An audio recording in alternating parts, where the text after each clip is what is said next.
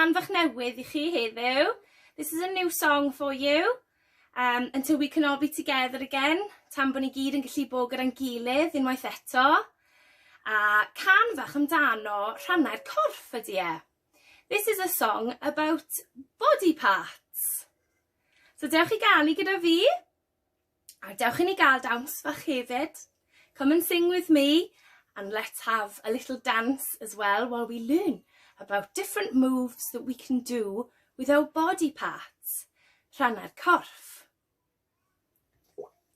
Barod? Dyma ni.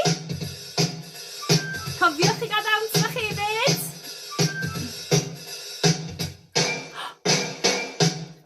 Mae gen I dwy lygad I weld y byd, a trwy'n sy'n helpu mi ar ogli.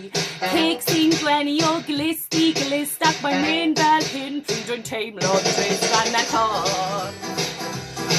Rhannau'r corff. Dewch I ddysgu rhannau'r corff gyda fi.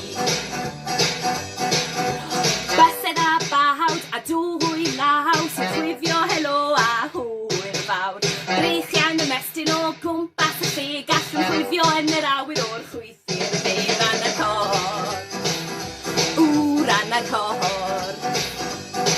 Dewch I ddysgu rhannau'r corff gyda fi. Rhannau'r corff.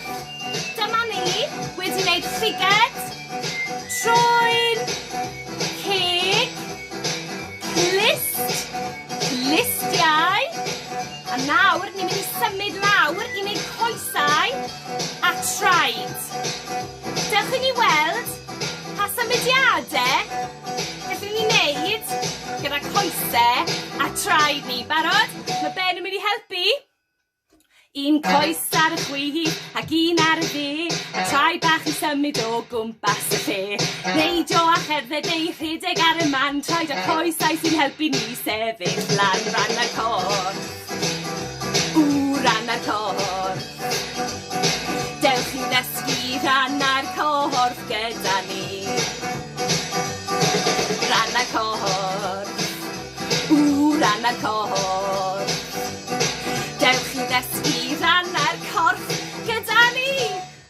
Dyma ni wedi wneud llyged, troen, ceg, clustiau, coesau a traed hefyd.